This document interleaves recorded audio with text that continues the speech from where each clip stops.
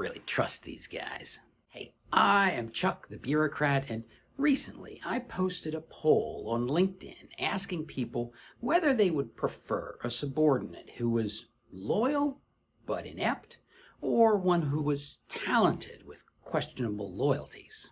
And the results aren't really the punchline, but they set up an interesting point for your success within the bureaucracy. Out of 104 respondents, 45% went with inept but loyal, and the other 55% went with talented but of unknown loyalties. Essentially, a split. And what's funny here is that the lack of a clear winner is more telling than if there was a preference for one option over the other. Now, before I explain what this means for your personal career, let's just back up a little bit and look at what this implies from an evolutionary perspective. You've probably heard me say that human beings evolved to live in groups of like 60 to 80 individuals that were roughly evenly distributed across age and gender. And one of the, oddities of social groups is the way in which individuals will demonstrate what I call a diversity of behavior. Here's an example. At one point, I had 2 Jack Russell Terriers from the same litter. Genetically, they were very similar, but in terms of their behavior, they couldn't have been more different. If I put a bowl of food down, one of them would gobble it down as fast as they could. Meanwhile, the other dog approached all food with caution.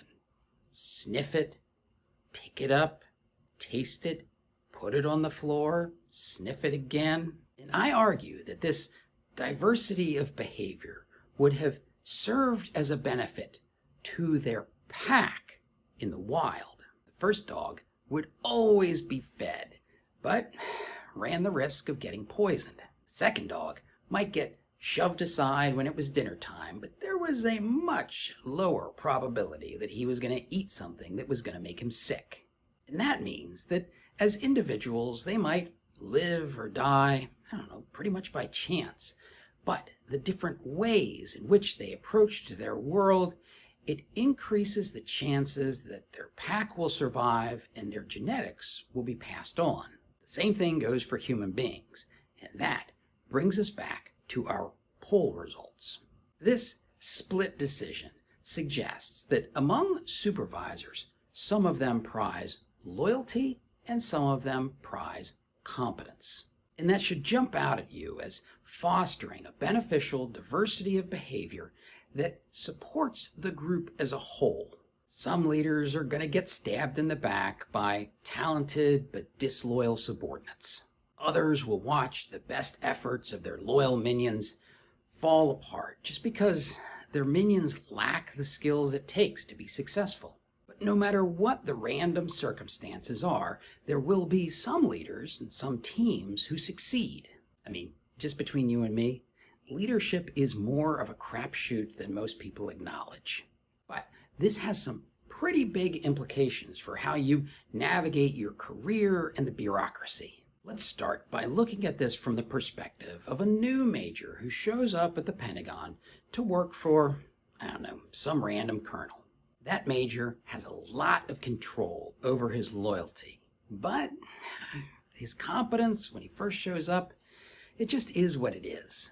So, control what you can control, and that means loyalty. Frankly, once you've been in the military for 10 or 15 years, you've accumulated enough connections and ideas of your own that doing that can be kind of challenging. But figuring out how to balance all those competing interests, that can be a great way to figure out how your boss and coworkers think about loyalty.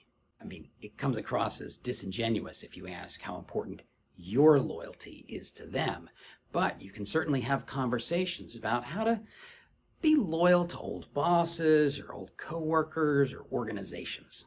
Now, you're going to grow and you're going to learn and you're going to become more competent because people like you always do.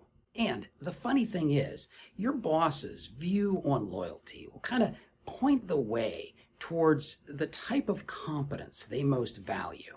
The tougher situation that you're going to find yourself in is once you've been around a while, you've developed some competence, you get a new colonel who has a different perspective on the balance between loyalty and competence.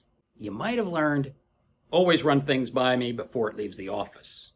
And then you get a new boss, and he's frustrated because of your perceived inaction.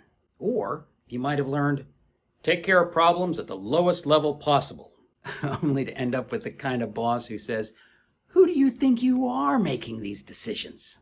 And now it's back to where we started. Your competence is a relatively fixed quantity, but your loyalty is something that you can adapt. So have those conversations again with the new boss, and don't be surprised if they want the flow of information to change. Up to this point, I've talked about this loyalty versus competence balance from the action officer's perspective, but I want to propose a counseling technique that a colonel might use on an action officer who has stepped across the line. Once upon a time, I was working for a colonel, but I was assigned at a different location, and that location had their own colonel.